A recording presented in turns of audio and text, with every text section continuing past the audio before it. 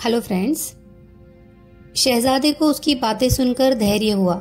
उसने अपने मन का भेद जौहरी को बताया, किंतु साथ ही कहा, भाई मुझे तो तुम पर पूरा विश्वास है, किंतु शमसुन्निहार की दासी ने तुम्हें यहाँ बैठे देख लिया है।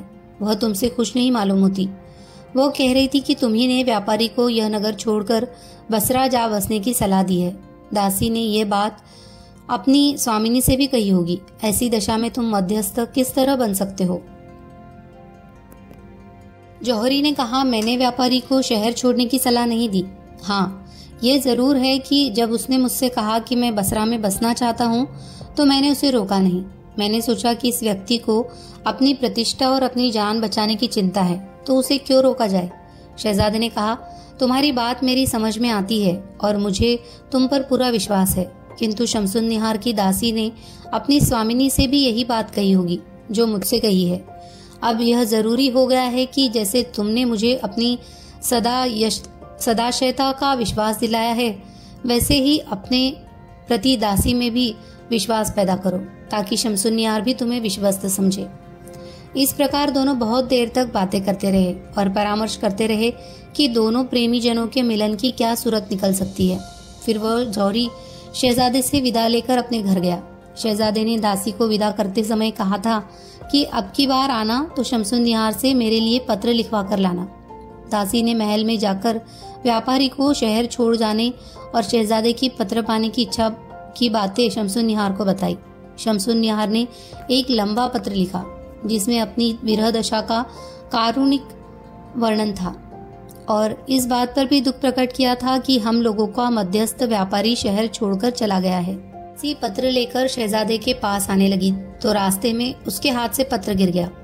10-20 कदम आगे जाकर उसने अपनी जेब में पत्र न देखा तो उल्टे पांव लौटी। मार्ग में उसने जौहरी को पत्र पढ़ते हुए पाया। इससे दोनों में कहासुनी हुई। दासी ने कहा, यह मेरा पत्र है, मुझे वापस दो। जौहरी ने उसकी बात पर ध्यान न दिया और पत्र पढ़ता रहा और फिर अपने घर को चल पड़ा। दासी भी पत्र वापस करने का तकाजा करती हुई उसके पीछे पीछे चली। जौहरी के घर पहुंचकर उसने कहा, तुम मुझे यह पत्र दे दो, यह तुम्हारी किसी काम का नहीं है। तुम्हें तो यह भी नहीं मालूम है कि यह पत्र किसने किसके नाम लिखा है। जौहरी ने उसे एक जगह दिखाकर बैठने का इशारा किया। दासी बैठ गई तो जौहरी ने कहा, यद्यपि इस पत्र पर न लिखने वाले का नाम है न पाने वाले का नाम, तथापि मुझे मालूम है कि यह पत्र शमसुन्निहार ने शहजादा अबुल हसन को लिखा है। दासी यह सुनकर घबरा गई। जौहरी ने कहा, तुम्हें रास्ते ही में यह पत्र दे देता, किंतु मुझे तुमसे कुछ पूछना है, इसीलिए मैं तुम्हें यहाँ ले आया। तुम सच सच बताओ कि क्या तुमने शहजादे से ये नहीं कहा कि इस जौहरी ने व्यापारी को बगदाद छोड़ने की राय दी है? दासी ने स्वीकार किया कि उसने यही कहा है। जौहरी बोला, तुम मूर्ख है। मैं तो चाहता हूँ कि अब व्यापारी के बदले मैं ही शहजादे की सहायता करूँ। तू उल्टा ही समझे है। निसंदेह मैंने ही शहजादे को व्यापारी के शहर छोड़ने का समाचार दिया था। पहले शहजादा मुझसे सशंकित था, किंतु मेरे विश्वास दिलाने पर उसने सारा भेद मुझसे कह दिया। अब तू मुझे व्यापारी की जगह इस बात में पूरा विश्वास पात्र समझ और अपनी स्वामिनी से भी कहना कि जौहरी तुम्हारी और शहजादे की प्रसन्नता के लिए अपनी प्रतिष्ठा ही नहीं, अपने प्राण भी दांव पर लगा देगा। दासी ने कहा, शहजादा अबुल हसन और शमसुन्निहार दोनों बड़े भाग्यशाली है कि व्यापारी चला गया तो तुम जैसा बुद्धिमान सहायक उन्हें मिला। मैं तुम्हारी सद्भावना की पूरी बात अपनी स्वामिनी से कहूंगी।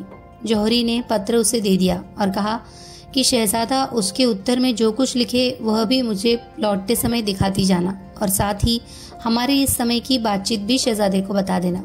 दासी पत्र लेकर शहजादे के पास गई। उसने तुरंत ही उसका उत्तर लिख दिया। दासी ने अपने वचन के अनुसार शहजादे का पत्र भी जौहरी को दिखाया। वह शमसुन्निहार के पास पहुंची और शहजादे का पत्र उसे देकर जौहरी की भी बड़ी प्रशंसा करने लगी। दूसरे दिन सुबह वह फिर जौहरी के पास आई और बोली, मैंने अपनी स्वामिनी से वह सब कहा जो आपने मुझसे कहा था। वह यह सुनकर अति प्रसन्न हुई कि व्यापारी चला गया, फिर भी आप उसका स्थान लेकर प्रेमियों के बीच मध्यस्थता के लिए प्रस्तुत है। मैंने आपकी शहजादे से हुई बातें भी उन्हें बताई और कहा कि आप उससे भी बढ़कर हैं। वह और भी खुश हुई और कहने लगी कि मैं चाहती हूँ कि ऐसे भले मानस से भेंट करो जो बगैर कहे और बगैर पूर्व परिचय के खतरा उठाकर भी दूसरों की सहायता करने को राजी हो जाता है। मैं स्वयं उसकी बुद्धि और चतुरता देखना चाहती हूँ और तू उसे कल यहाँ ले आ। जौहरी चिंतित होकर बोला, शमसुन्निहार मुझे भी व्यापारी इब्न ताहिर जैसा समझे है। इब्न ताहिर को तो राजमहल में सब जानते थे और द्वारपाल उससे रोक टोक आने देते थे, मुझे कौन आने देगा। दासी ने कहा, जो कुछ आप कहते हैं वह बिल्कुल ठीक है, लेकिन शमसुन्निहार मूर्ख नहीं है। उसने आपको बुलाया है तो आगा पीछा सोच ही लिया होगा। आप बेधड़क होकर मेरे साथ चलिए, आपको कोई परेशानी नहीं होगी। आपको कुशलता पूर्वक आपके घर पहुंचाने की जिम्मेदारी मेरी रही। इस प्रकार दासी ने उसे बहुत दिलासा दिया, किंतु वह किसी प्रकार भी राजमहल में जाने के लिए तैयार नहीं हुआ। फिर वह दासी शमसुन्निहार के पास पहुंची और उससे कहा कि जौहरी यहाँ आने से डरता है और मेरे लाख समझाने पर भी आने को राजी नहीं होता। शमसुन्निहार ने थोड़ी देर सोचकर कहा, उसका डरना ठीक ही है। मैं स्वयं ही गुप्त रूप से यहाँ से निकलकर उससे उसके घर में मिलूंगी। तुम जाकर उससे बता दो कि मैं उसके घर आकर उससे बात करना चाहती हूँ। दासी ने ऐसा ही किया। जौहरी के घर जाकर उसने कहा, आप कहीं बाहर न जाए, कुछ ही देर में मैं मालकिन को लेकर आपके यहाँ आती हूँ। यह कहकर दासी वापस फिरी और कुछ देर में शमसुन्निहार को लेकर जौहरी के घर पहुंची। जौहरी ने बड़े आदर पूर्वक शमसुन्निहार का स्वागत करके उसे उच्च स्थान पर बिठाया। जब शमसुन्निहार ने अपने चेहरे से नकाब उतारा तो जौहरी उसे देखता ही रह गया। उसने सोचा कि अगर शहजादा इस सर्वोपम सौंदर्य के पीछे पागल है तो क्या आश्चर्य है। फिर शमसुन्निहार उससे बातें करने लगी। अपने प्रेम का पूरा वर्णन करने के बाद उसने कहा, मुझे तुझसे मिलकर बहुत प्रसन्नता हुई है। भगवान की बड़ी कृपा है कि इब्न ताहिर के चले जाने के बाद उसने हम दो प्रेमियों को तुम्हारे जैसा सहायक दिया है। अब मैं विदा होती हूँ, भगवान तुम्हारी रक्षा करे। शमसुन्निहार के जाने के बाद जौहरी शहजादे के पास गया। शहजादे ने उसे देखते ही कहा, मित्र, मैं तुम्हारी ही प्रतीक्षा कर रहा था। कल शमसुन्निहार की दासी ने मुझे उसका पत्र लाकर दिया, किंतु उससे तो मेरी विरह व्यथा और बढ़ गई। क्या यह संभव नहीं है कि परम सुंदरी शमसुन्निहार कृपा करके स्वयं ही कोई उपाय ऐसा करे जिससे हम दोनों का मिलन हो। इब्न ताहिर होता तो शायद कोई रास्ता निकालता। उसके जाने के बाद मेरी समझ में नहीं आता कि मैं किस तरह शमसुन्निहार से मिलूं। जौहरी ने कहा, इतना निराश होने की जरूरत नहीं है। मैंने आपके उद्देश्य की पूर्ति के लिए जो उपाय सोचा है उससे बढ़कर कोई उपाय नहीं हो सकता। यह कहकर जौहरी ने सविस्तर शहजादे को बताया कि किस प्रकार मैंने दासी को राजी किया और किस तरह शमसुन्निहार ने मेरे घर आकर मुझसे बातचीत की। उसने कहा कि आप दोनों की भेंट अवश्य होगी, किंतु मेरा या आपका राजमहल में जाना ठीक नहीं है। मैं एक सुंदर भवन को किराए पर लेने का प्रबंध करूंगा जहां आप दोनों मिल सके। शहजादा ये सुनकर बड़ा खुश हुआ। उसने जौहरी का बड़ा आभार प्रकट किया और कहा कि तुम जैसा कहोगे वैसा ही करूंगा। जौहरी उससे विदा होकर अपने घर आया। दूसरे दिन दासी फिर आई। जौहरी ने कहा, बहुत अच्छा हुआ कि तुम आई, मैं तुम्हारी ही प्रतीक्षा कर रहा था। दासी ने कारण पूछा तो जौहरी ने कहा कि शहजादे का विरह में बुरा हाल है। तुम जैसे भी हो शमसुन्निहार को लाओ ताकि दोनों का मिलन हो सके। दासी ने कहा, स्वामिनी का भी शहजादे के विरह में यह हाल है जैसे कोई मछली गर्म बालू पर तड़प रही हो, किंतु आपका घर बहुत छोटा है, उन दोनों के मिलन के योग्य नहीं है। जौहरी ने कहा कि मैंने एक बड़ा मकान ठीक किया है, तुम मेरे साथ चलकर उसे देख लो। दासी ने उसके साथ वह मकान देखा और पसंद किया और बोली कि मैं अभी आती हूँ। अगर स्वामिनी आने को राजी होती है तो मैं उन्हें तुरंत लेकर आ जाऊंगी। दासी विदा होकर कुछ ही देर में फिर जौहरी के पास आ गई और जौहरी को अशरफियों की एक थैली देकर बोली, यह स्वामिनी ने इसलिए भिजवाई है कि आप उसे बड़े मकान में आवश्यक साज सज्जा करवा ले और नाश्ते, पलंग, मसनद आदि वहां पर तैयार रखे। यह कहकर दासी चली गई और इधर जौहरी ने अपने व्यापारी मित्रों के यहाँ से कई सोने चांदी के बर्तनों और गद्दे, तकिया, मसनद, पर्दे आदि मंगवाकर उक्त मकान को सजा दिया। सारा प्रबंध करने के बाद वह शहजादे के पास गया और उसने उससे अपने साथ चलने को कहा। शहजादा उत्तम और सजीले कपड़े पहनकर जौहरी के साथ चला। जौहरी उसे सुनसान गलियों से होकर बड़े मकान में लाया। शहजादा मकान और साज सज्जा को देखकर प्रसन्न हुआ और जौहरी से इधर उधर की बातें करता रहा। दिन ढला और शमसुन्निहार अपनी उसी विशिष्ट दासी तथा अन्य दासियों को लेकर वहां गई। शहजादा और शमसुन्निहार दोनों एक दूसरे को देखकर ऐसे प्रसन्न हुए जिसका वर्णन शब्दों में नहीं हो सकता। बहुत देर तक तो वे बगैर बोले चाले एक दूसरे को एकटक देखते ही रहे। फिर दोनों ने अपनी अपनी वीरगाथा का इतने कारुणिक रूप में वर्णन किया कि जौहरी की आंखों में आंसू आ गए और शमसुन्निहार की तीनों दासियां रोने लगी। जौहरी ने उन दोनों को तसल्ली दी और धैर्य से काम लेने के लिए समझाया बुझाया। फिर दोनों को उस जगह लाया गया जहां जलपान की व्यवस्था थी। जलपान के उपरांत वे लोग वहां पर आकर मसनदों पर बैठे जहां से उठकर नाश्ता करने गए थे। वे एक दूसरे से प्रीतिपूर्वक वार्तालाप करने लगे। शमसुन्निहार ने पूछा कि यह कोई बांसुरी तो नहीं होगी। जौहरी ने सारा प्रबंध पहले ही कर रखा था। उसने एक बांसुरी लाकर दे दी। शमसुन्निहार ने बांसुरी पर बड़ी देर तक प्रेम और विरह को व्यक्त करने वाली एक धुन बजाई। इसके बाद शहजादे ने भी उसके जवाब में उसी बांसुरी पर बड़ी कारुणिक ध्वनि में एक विरह राग निकाला। में मकान के बाहर बड़ा शोरगुल सुनाई दिया। 2 क्षण बाद जौहरी का एक नौकर दौड़ा दौड़ा आया और बोला कि द्वार पर बहुत से आदमी जमा हैं और वे द्वार तोड़कर अंदर आना चाहते हैं। उसने कहा कि जब मैंने उनसे पूछा कि तुम कौन हो और क्या चाहते हो तो उन्होंने मुझे पीटना शुरू कर दिया और मैं जान बचाकर द्वार बंद करके अंदर भाग गया। यह सुनकर जौहरी स्वयं द्वार पर गया कि देखे कि क्या बात है। द्वार खुला तो देखा कि 100 आदमी हाथों में नंगी तलवारें लिए खड़े हैं। उसकी हिम्मत न उनसे बात करने की हुई न अंदर वापस आने की। वह एक पड़ोसी की जिसे वह पहले से जानता था दीवार पर चढ़कर उसके मकान में कूद पड़ा। उसने पड़ोसी को बताया कि मुझ पर क्या बीत रही है। पड़ोसी ने उसे घर के एक कोने में छुपा लिया। आधी रात को पड़ोसी की तलवार लेकर जौहरी बाहर निकला क्योंकि उस समय सारा शोर थम गया था और निस्तब्धता छा गई थी। बड़े मकान में देखा तो उसे सुनसान पाया। न वहाँ शहजादा या शमसुन्निहार या उनकी दासियां थी, न कोई साज सामान या बर्तन भांडे। मकान में घूमते घूमते एक कोने में उसे एक आदमी का शब्द सुनाई दिया। उसने पूछा कौन है। छुपे हुए आदमी ने उसकी आवाज पहचानी और बाहर निकला। वह जौहरी का एक सेवक था। जौहरी ने उससे पूछा कि वे हथियारबंद लोग क्या गश्त के सिपाही थे। उसने कहा वे लोग गश्त के सिपाही नहीं थे बल्कि डाकू थे और सब कुछ लूट कर ले गए। कई दिनों से यह लोग लूट मार कर रहे हैं और कई मोहल्लों में जाकर कई घरों में डाका डाल चुके हैं। जौहरी को भी विश्वास हो गया कि वे लोग डाकू ही थे क्योंकि वे सारी चीजें भी लूट कर ले गए थे। उसने शहजादा और शमसुन्निहार के साथ सारा साज सामान भी गायब देखा तो सिर पीटने लगा कि जिन मित्रों से वह चीजें मांग कर लाया था उन्हें क्या जवाब दूंगा। सेवक ने उसे धैर्य देते हुए कहा विश्वास रखिए कि शहजादा और शमसुन्निहार दोनों कुशलता पूर्वक होंगे। जहाँ तक मांगी की चीजों की बात है उसके बारे में भी आपके मित्र कुछ न कहेंगे क्योंकि इस डाके का समाचार तो सबको मालूम ही हो जाएगा।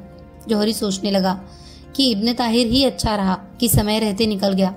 मेरा माल तो लुटा ही है, देखो आगे क्या होता है, जान भी बचती है या नहीं। सवेरा होने पर सारे शहर में डाके का समाचार फैल गया। जौहरी के मित्र भी उसके घर पर सहानुभूति प्रकट करने आए क्योंकि उन्हें मालूम था कि वह मकान उसने किराए पर लिया था। जिन मित्रों से चीजें मांग कर लाया था उन्होंने तो कह दिया कि सामान की चिंता न करो, लेकिन जौहरी को शहजादा और शमसुन्निहार की चिंता होने लगी कि न जाने उन पर क्या बीत रही हो। मित्रों के विदा होने के बाद जौहरी के सेवक उसके लिए भोजन लाए, किंतु उसे शमसुन्निहार और शहजादे की चिंता इतनी सता रही थी कि उसने नाम मात्र का भोजन किया। वह इसी तरह चिंता में पड़ा था कि दोपहर को एक सेवक ने उससे कहा कि एक आदमी आपसे मिलना चाहता है। उस आदमी ने अंदर आकर जौहरी से कहा कि यहाँ नहीं, अपने किराए वाले बड़े मकान में चलो, वही तुमसे बात करूंगा।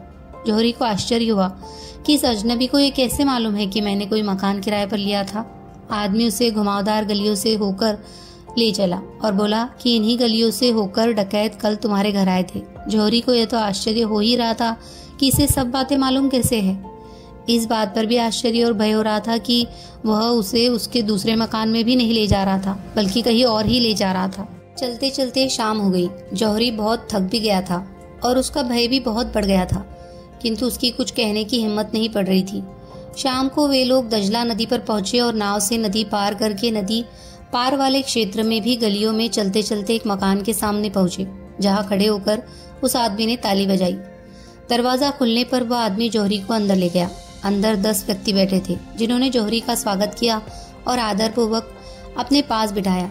कुछ देर में उनका सरदार आया, जिसके बाद सबने भोजन किया। भोजन के बाद उन लोगों ने जौहरी से पूछा कि क्या तुमने कभी पहले भी हमें देखा है।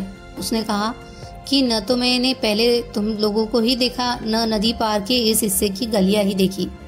फिर उन लोगों ने कहा कि कल रात को जो कुछ तुम्हारे साथ हुआ वह साफ साफ बताओ। जौहरी ने आश्चर्य से कहा कि तुम लोगों को ये कैसे मालूम कि कल रात मेरे साथ कोई विशेष घटना घटी थी। उन लोगों ने कहा कि हमें यह उस पुरुष और स्त्री से मालूम हुआ जो कल रात तुम्हारे साथ थे, लेकिन हम चाहते हैं कि तुम्हारे मुंह से पूरा विवरण सुने। जौहरी सोचने लगा कि कहीं यही तो वे डाकू नहीं हैं जो रात को आए थे। उसने कहा, भाइयों, जो कुछ होना था वो हो गया, किंतु मुझे असली चिंता उसी आदमी और उसी सुंदरी की है। तुम लोगों को उनका कुछ हाल मालूम हो तो बताओ। उन लोगों ने कहा कि तुम उन दोनों की चिंता छोड़ दो, वे दोनों कुशलतापूर्वक है। उन्होंने जौहरी को 2 कक्ष दिखाए और कहा, वे दोनों अलग अलग इन्हीं कमरों में हैं। उन्हीं से हमें तुम्हारा पता चला है और उन्होंने बताया है कि तुम उनके सहायक और मित्र हो। हम लोगों का काम किसी पर दया करना नहीं है, फिर भी हमने अपने स्वभाव के विपरीत उन दोनों को बड़ी सुख सुविधा के साथ रखा और उन्हें किसी प्रकार का कष्ट नहीं होने दिया, और हम तुम्हें भी कोई कष्ट नहीं होने देंगे। अब जौहरी को विश्वास हो गया कि वे डाकू हैं। उसने उनकी दया के लिए आभार प्रकट किया और शहजादे तथा शमसुन्निहार की प्रेम कथा आरंभ से पिछली रात तक विस्तार पूर्वक बताई। उन लोगों ने आश्चर्य से कहा, क्या ये सच है कि यह आदमी फारस के शहजादे बका का पुत्र अबुल हसन है और यह स्त्री खलीफा की प्रेसी शमसुन्निहार है? जौहरी ने कहा कि मैंने जो कुछ कहा है बिल्कुल सच कहा है। जब डाकुओं को जौहरी के कहने का विश्वास हुआ तो उन्होंने एक एक करके अबुल हसन और शमसुन्निहार के पास जाकर अपने अपराध के लिए क्षमा प्रार्थना की। उन्होंने कहा कि हम लोग आपको जानते नहीं थे, इसीलिए हमसे ये अपराध हुआ है। उन्होंने कहा कि हमने जो कुछ आपके घर से लूटा था वो सबका सब तो वापस नहीं कर सकते, क्योंकि उसमें से बहुत कुछ हमारे अन्य साथी ले गए हैं, किंतु सोने और चांदी के बर्तन जरूर यहाँ है, उन्हें हम वापस कर देंगे। उन डाकुओं ने बर्तन देकर उन तीनों से कहा कि हम तुम्हें सुरक्षा पूर्वक नदी के उस पार पहुंचा देंगे, किंतु तुम लोगों को यह वादा करना पड़ेगा कि हमारा भेद नहीं खोलोगे। उन तीनों ने कसम खाई कि हम लोग तुम्हारे बारे में किसी को नहीं बताएंगे। इसके बाद वे डाकू उन तीनों को एक नाव में बिठाकर नदी के पार तक छोड़ाए, किंतु जो ही वे तीनों तट पर उतरे कि गश्त के सिपाही इधर आ निकले। डाकू तो उन्हें देखते ही अपनी नाव तेजी से खेते हुए भाग गए, किंतु गश्त वालों ने इन तीनों को पकड़ लिया और पूछा कि तुम लोग इस निर्जन स्थान पर क्या कर रहे हो? जौहरी ने सच्ची बात न बताई, बल्कि कहा कि डाकू दल मेरे घर डाका डालकर मुझे पकड़ ले गए थे और इन दोनों को भी मेरे यहाँ से पकड़ ले गए। आज न जाने क्या सोचकर उन्होंने हम सभी को नदी पार पहुंचा दिया और लूटा हुआ कुछ माल भी वापस कर दिया। उसने कहा कि वे लोग जो नाव में नदी पार कर रहे हैं डाकू ही है। गश्त के मुखिया ने उसकी बात का विश्वास कर लिया। उसे छोड़कर शहजादे और शमसुन्निहार से पूछने लगे कि तुम लोग कौन हो और इस सुंदरी को उसके घर से कौन लाया है? इस पर शहजादा तो कुछ न बोला, किंतु शमसुन्निहार ने गश्ती दल के मुखिया को अलग ले जाकर कुछ कहा। उसने तुरंत घोड़े से उतरकर उसे सलाम किया और आदेश दिया कि 2 नावें लाई जाए। उसके एक पर शमसुन्निहार को बिठाकर उसके घर पहुंचाने का आदेश दिया, दूसरी पर माल की गठरियों के साथ शहजादे और जौहरी को बिठाकर अपने 2 सिपाही उनके साथ कर दिए ताकि वे उन्हें सुरक्षा पूर्वक उनके घर पहुंचा दे। किंतु वे सिपाही इन लोगों से खुश नहीं थे। उन्होंने नाव को शहर के घाट पर ले जाने के बजाय कारागार की ओर मोड़ दिया और जौहरी के लाख प्रतिवाद करने पर भी उन्हें कारागार में पहुंचा दिया।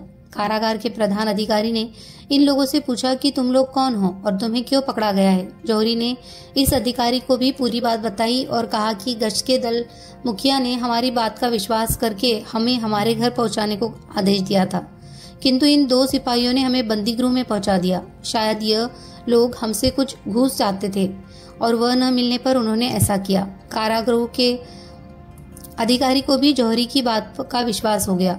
उसने गश्त के दोनों सिपाहियों को खूब डांटा फटकारा और अपने 2 सिपाहियों को आदेश दिया कि दोनों को माल असबाब के साथ शहजादे के घर पहुंचा दिया जाए। जब यह दोनों शहजादे के घर पहुंचे तो इतने थके थे कि एक कदम चलना भी मुश्किल था, किंतु शहजादे के नौकरों ने दोनों को सहारा देकर अंदर पहुंचाया और आराम से बिठाया। जौहरी कुछ ताज़ा दम हुआ तो शहजादे ने अपने नौकरों को आज्ञा दी कि जौहरी को माल असबाब के साथ आराम से उसके घर में पर पहुंचा दिया जाए। जौहरी जब अपने घर आया तो देखा कि घर वाले उसकी चिंता में रो पीट रहे हैं। जौहरी को सही सलामत देखकर उन लोगों को ढांढस बंधा हुआ और सब उससे पूछने लगे कि तुम कहाँ गए थे और क्या हुआ था। उसने यह कहकर कि मैं बहुत थका हूँ सभी को चुप कर दिया और चुपचाप अपने बिस्तर पर लेट गया। 2 दिन में जौहरी अपनी थकान और मानसिक आघात से उबर सका। तीसरे दिन वह अपने एक मित्र के घर जी बहलाने जा रहा था कि मार्ग में एक स्त्री ने उसे अपने पास आने का इशारा किया। जौहरी पास गया तो उसने पहचाना कि यह शमसुन्निहार की विश्वस्त दासी है।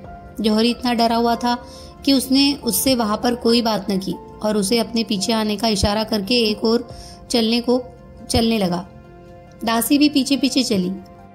वे लोग चलते चलते एक निर्जन मस्जिद में गए और वहां दासी ने जौहरी से पूछा कि आप डाकुओं से कैसे बचे। जौहरी ने कहा, पहले तुम अपना हाल बताओ कि तुम और 2 अन्य दासियां कैसे बची। दासी ने कहा कि जब डाकू आपके घर पर आए तो हम तीनों ने समझा कि खलीफा को पता चल गया है और उसने अपने सिपाही भेजे हैं। हम तीनों अपनी जान के डर से मकान की छत पर चढ़ गई और छतों होते हुए एक भले मानस के घर में आ गई। उसने दया करके हमें रात भर अपने यहाँ सुरक्षित रखा। सवेरे हम लोग अपने आवास पर पहुंचे। अन्य दासियां स्वामिनी को हमारे साथ न देखकर चिंतित हुई तो हमने उन्हें दिलासा दिया कि वे अपनी एक सहेली के घर गई है। दासी ने कहा, हम लोग भी स्वामिनी के बारे में चिंतित थे। हमने उस शाम को एक नाव पर एक आदमी को भेजा कि अगर किसी सुंदरी को किसी आदमी के साथ भटकते देखे तो यहाँ ले आए। हम लोग आधी रात तक हर आहट पर कान लगाए रहे। आधी रात को अपने आवास के पिछवाड़े के घाट पर नाव का शब्द सुना। जाकर देखा कि हमारे भेजे हुए आदमी तथा एक अन्य व्यक्ति के साथ स्वामिनी नाव पर आई है। वे इतनी अशक्त थी कि एक कदम चल भी नहीं सकती थी। हम लोग उन्हें संभाल कर लाए। उन्होंने चुपके से उन 2 आदमियों को 1000 अशर्फी देकर विदा किया। अब वे अच्छी है। उन्होंने हम लोगों को डाकुओं द्वारा पकड़े जाने और छूटने का वृत्तांत भी बताया। दासी के ये कहने के बाद जौहरी ने भी वह सब कुछ बताया जो उस पर और शहजादे पर बीता था। दासी ने 2 थैलियां अशर्फी की दी और कहा, हमारी स्वामिनी ने यह आपके लिए भेजी है क्योंकि उन्हें इस बात का बड़ा ख्याल है कि आपको उनकी वजह से बड़ा कष्ट और नुकसान हुआ है, इसीलिए आपकी क्षतिपूर्ति की जा रही है। जौहरी ने धन्यवाद पूर्वक वह धन ले लिया। उसने उसमें से कुछ इसलिए खर्च किया कि मित्रों से मांगी हुई वस्तुएं उन्हें खरीद कर लौटा दे। फिर काफी बचा जिससे उसने एक विशाल और सुंदर मकान उसी दिन बनवाना आरंभ कर दिया। फिर वह शहजादे के घर उसका हालचाल पूछने को गया। शहजादे के नौकरों ने बताया कि वे जब से आए हैं आंखें बंद किए अपने बिस्तर पर पड़े हैं। उन्होंने कुछ भी खाया पिया नहीं है। जौहरी इससे चिंतित हुआ। उसने शहजादे के पास जाकर उसे बड़ा धैर्य दिया। शहजादे ने जौहरी की आवाज सुनकर आंखें खोली और उसकी बातें सुनता रहा। फिर उसने जौहरी का हाथ दबाकर कहा कि मित्र, तुमने हमारे लिए बड़ा कष्ट सहा। मैं कैसे तुम्हारा आभार प्रकट करूं? जौहरी ने कहा, मैं आपका सेवक हूं, आपके लिए सब कुछ कर सकता हूं, किंतु भगवान के लिए खाना पीना शुरू कीजिए और अपने स्वास्थ्य को ठीक रखिए। शहजादे ने जौहरी के कहने से कुछ खाया पिया। फिर एकांत में उसने शमसुन्निहार का समाचार पूछा और जौहरी ने कहा वह कुशलतापूर्वक है और कल ही उसने अपनी दासी को भेजा था कि मुझसे आपकी कुशल क्षेम पूछे। जौहरी इसके बाद अपने घर आना चाहता था, किंतु शहजादे ने उसे रोक लिया और आधी रात तक जाने न दिया। आधी रात को जौहरी अपने घर गया और दूसरे दिन फिर शहजादे के पास पहुंचा। शहजादे ने चाहा कि जौहरी की क्षतिपूर्ति के निमित्त कुछ धन दे दे, किंतु जौहरी ने न लिया और कहा कि मुझे शमसुन्निहार ने काफी धन इस हेतु दे दिया है। दोपहर को जौहरी शहजादे से विदा होकर अपने घर पहुंचा। उसे घर पहुंचे बहुत देर न हुई थी कि शमसुन्निहार की वही विश्वस्त दासी रोती पीटती उसके घर पहुंची। उसने बताया कि अब तुम्हारी और शहजादे की जान खतरे में है। अगर तुम लोगों को अपने प्राण प्यारे हैं तो तुरंत शहर छोड़कर कहीं को निकल जाओ। जौहरी ने हैरान होकर कहा, आखिर हुआ क्या है? तू क्यों इतना रो पीट रही है और क्यों मुझे इतना भय दिखा रही है? साफ साफ पूरी बात बता। उस दासी ने कहा, जब हम लोग उस मकान से भागकर अपने आवास पर पहुंचे और बाद में शमसुन्निहार भी घर पहुंची तो उसने मेरे साथ की 2 दासियों में से एक को किसी बात पर रुष्ट कर उसे दंड देने की आज्ञा दी। उस पर बहुत मार पड़ी और वह उसी रात को भय और क्रोध के कारण शमसुन्निहार के महल से भाग गई और महल के रक्षकों के प्रधान के पास शरण लेने चली गई। उस दासी ने रक्षकों के प्रमुख से उस रात का सारा हाल बता दिया। रक्षकों के प्रमुख ने उसे न जाने क्या सलाह दी। फिर वह खलीफा के महल में चली गई और संभवतः उसने खलीफा को भी सारी बातें बता दी। खलीफा ने 20 सिपाही भेजकर शमसुन्निहार को पकड़वा कर बुलाया। इसके आगे मुझे नहीं मालूम कि उसने उसे मरवा डाला या कुछ और किया। मैं ये देखकर सारा हाल तुमसे कहने आई हूँ। यह सुनकर जौहरी के होश उड़ गए। उसने फिर शहजादे के मकान की ओर दौड़ लगाई। शहजादे को उसकी बदहवासी को देखकर आश्चर्य हुआ और उसने तुरंत जौहरी से बात करने के लिए एकांत करवाया। जब जौहरी ने उसे पूरा हाल बताया और कहा कि खलीफा ने शमसुन्निहार को गिरफ्तार करवा दिया है तो शहजादे को गश आ गया। कुछ देर में होश आने पर उसने कहा कि शमसुन्निहार के लिए क्या किया जा सकता है। जौहरी ने कहा कि आप शमसुन्निहार के लिए कुछ नहीं कर सकते, लेकिन यहाँ रहे तो स्वयं भी मरेंगे और मुझे भी मरवा डालेंगे। और आप कृपा करके फौरन उठिए और मेरे साथ इन इमनासपुर की ओर प्रस्थान कीजिए। किसी समय भी खलीफा के सिपाही आकर हम दोनों को पकड़ सकते हैं और बाद में हम दोनों बड़े निरादर पूर्वक मारे जाएंगे। शहजादे ने फौरन कुछ तीव्रगामी घोड़ों के लाने का आदेश दिया और कई हजार अशरफियां अपने और जौहरी के पास रखी और कुछ सेवकों के साथ शहर से निकल पड़े। कई रोज वे उसी तरह रात दिन चलते रहे और एक दिन दोपहर के समय वे थकान के कारण आराम करने के लिए वृक्षों के नीचे लेटे। इतने में डाकुओं के एक दल ने उन पर आक्रमण कर दिया। शहजादे के नौकरों ने उनका सामना किया और किंतु सब मारे गए। डाकुओं ने शहजादे और जौहरी के सारे हथियार, घोड़े और धन ले लिया, बल्कि उनके शरीर के कपड़े भी उतार लिए और उन दोनों को वैसा ही असहाय छोड़कर चले गए। शहजादे ने कहा, संसार में मुझसे अधिक अभागा कौन होगा कि एक विपत्ति समाप्त नहीं होती कि दूसरी आ पड़ती है। यदि इस्लाम में आत्महत्या को पाप न समझा जाता तो मैं अपनी जान अपने हाथों दे देता। अब मैंने तय किया है कि यहाँ से कहीं नहीं जाऊंगा, बल्कि शमसुन्निहार की याद में यही जान दे दूंगा। जौहरी ने उसे बहुत समझाया बुझाया कि इस प्रकार निराश नहीं होना चाहिए और भगवान की इच्छा को स्वीकार करना चाहिए। बहुत समझाने पर शहजादा उठा और दोनों एक पगडंडी पर चलने लगे। कई मील चलकर इन्हें एक मस्जिद मिली। वे दोनों भूखे प्यासे रात भर वहीं पड़े रहे। सवेरे एक भला मानस वहां नमाज पढ़ने आया। नमाज के बाद उसने दो आदमियों को एक कोने में दुपक कर बैठे देखा। उसने कहा कि तुम लोग परदेसी जान पड़ते हो। जौहरी ने कहा, हमारी दशा आप देख ही रहे हैं। हम लोग बगदाद से आ रहे थे कि रास्ते में डाकुओं ने हमें लूट लिया, कुछ भी हमारे पास न छोड़ा। उस आदमी ने कहा कि आप लोग मेरे घर चले और आराम करें। जौहरी बोला, कैसे चले? वे लोग हमारे कपड़े भी ले गए और हम नंगे बैठे हैं। उस आदमी ने बाहर जाकर अपने घर से 2 चादरें ली और मस्जिद में आकर इन लोगों से चलने को कहा। अब जौहरी को कुछ और ही शक हुआ कि यह आदमी इतना कृपाली क्यों है। उसने सोचा, कहीं ऐसा तो नहीं है कि खलीफा ने हम लोगों की गिरफ्तारी के लिए इनामी इश्तिहार दिया हो और यह इनाम के लालच में हमें पकड़वाना चाहता हो। उसने कहा, आपकी कृपा के लिए धन्यवाद, किंतु बीमारी और भूख से मेरे साथी की हालत खराब हो गई है और वह चलने फिरने के योग्य नहीं है। उस भले आदमी ने एक नौकरानी से उन दोनों के लिए कुछ खाना भी भिजवा दिया और जौहरी ने पेट भर खाना खा लिया, किंतु शहजादे की हालत वास्तव में खराब थी। उससे एक कौर भी नहीं खाया गया। उसने समझ लिया कि मेरा अंत समय आ गया है और वो जौहरी से बोला, भाई अब मैं बच नहीं सकता। तुम देख ही रहे हो कि मैं शमसुन्निहार के प्रेम में क्या क्या विपत्तियां उठाई और इस अंत समय में भी उसी की याद कर रहा हूँ। मुझे मरने का दुख नहीं है। अब तुमसे अंतिम प्रार्थना है कि मैं मर जाऊं तो मेरे शव को कुछ दिनों के लिए इसी भले आदमी की निगरानी में छोड़ना और बगदाद जाकर मेरी माता को मेरी मृत्यु की सूचना देना और कहना कि यहाँ से मेरी लाश उठवा कर ले जाए और विधि पूर्वक दफन करवाए। यह कहकर शहजादे ने अपने प्राण छोड़ दिए। जौहरी उसके लिए बहुत देर तक विलाप करता रहा। उस दिन उस भले आदमी के पास लाश रखवाकर एक यात्री दल के साथ बगदाद की ओर चल पड़ा। बगदाद पहुंचकर उसने शहजादे की मृत्यु की सूचना उसकी मां को दी। बेचारी वृद्धा जवान बेटे के लिए सिर पीट पीट कर बहुत रोई। फिर कई सेवकों के साथ गई जहां शहजादे का शव रखा हुआ था। इधर जौहरी अपने घर में बैठा शोक मना रहा था कि उसके पूरे प्रयत्नों के बाद भी इस प्रेम प्रसंग का ऐसा दुखद अंत हुआ।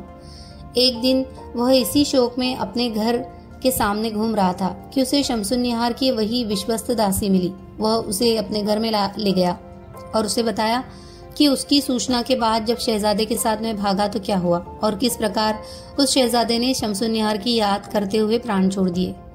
और अब शहजादे की माँ अपने बेटे की लाश लेने गई है। यह सुनकर दासी भी सिर पीट पीट कर रोने लगी। बाद में दासी ने कहा कि अब शमसुन्निहार भी इस दुनिया में नहीं है। खलीफा ने उसे पकड़वा मंगाया तो उसने खलीफा के सामने स्वीकार कर लिया कि वह अबुल हसन के प्रेम में पागल है।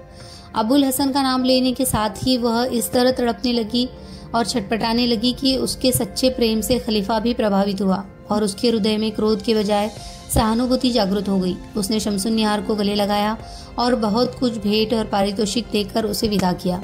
उसने अपने महल में आकर मुझसे कहा कि तूने मेरे साथ बड़ा उपकार किया है, किंतु मैं भी अब 2 घड़ी की मेहमान हूँ। मैंने उसे धैर्य दिया और कहा ऐसी बातें नहीं करनी चाहिए। शाम को खलीफा फिर उसके पास आया और गाना बजाना शुरू हुआ, किंतु प्रेम संगीत ने उसकी दशा खराब कर दी और वह मर गई। खलीफा ने पहले तो उसे बेहोश समझा और उसे होश में लाने के बहुत प्रयत्न करवाता रहा, किंतु जब निश्चय हुआ कि वह मर गई तो उसने शोक में आज्ञा दी कि समस्त वाद्य यंत्र तोड़ दिए जाए। अब उस सभा में संगीत के बदले रुदन के स्वर उठने लगे। खलीफा खुद भी वहां अधिक न बैठ सका और अपने महल को चला गया। मैं रात भर स्वामिनी के शव के पास बैठी रही। सुबह मैंने लाश को नहलाया और महल के अंदर बड़े मकबरे में जहां दफन होने की अनुमति शमसुन्निहार ने पहले ही खलीफा से ले ली थी, दफन किया। अब मैं चाहती हूँ कि जब शहजादे की लाश आए तो उसे भी स्वामिनी की कब्र के बगल में गाड़ा जाए, ताकि दोनों प्रेमी मरकर तो एक जगह रहें। जौहरी ने कहा कि खलीफा की अनुमति के बगैर ये कैसे संभव है। दासी ने कहा इसकी चिंता न करे, खलीफा ने मुझसे कहा कि तू हमेशा उसकी वफादार रही, अब मरने के बाद भी उसकी सेवा में रह और उसकी कब्र की देखभाल कर। खलीफा ने मुझे वहाँ का सारा अधिकार दे दिया है।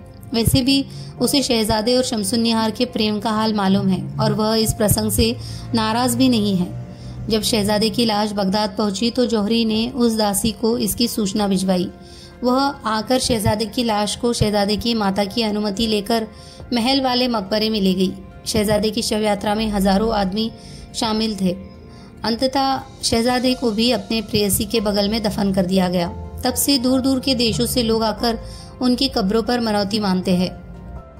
शहरजाद यह कथा समाप्त की तो उसकी बहन दुनियाजाद ने कहा कि यह कहानी बहुत ही सुंदर थी, क्या तुम्हें और भी कोई कहानी आती है?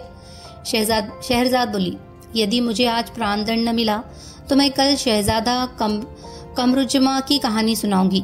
बादशाह शहरयार ने नई कहानी सुनने के लालच में उस दिन भी शहरजाद का वध नहीं करवाया और अगली सुबह के पूर्व शहरजाद ने नई कहानी आरंभ कर दी। अगर आप भी शहजादा कमरुज्जमा की कहानी सुनना चाहते हैं तो आने वाली अलिफ लैला की कहानी सुनिए। और अगर आपको कहानियां पसंद आ रही हो तो प्लीज़ इन्हें लाइक कीजिए, शेयर कीजिए, कमेंट कीजिए और हमारे चैनल को सब्सक्राइब कीजिए। धन्यवाद।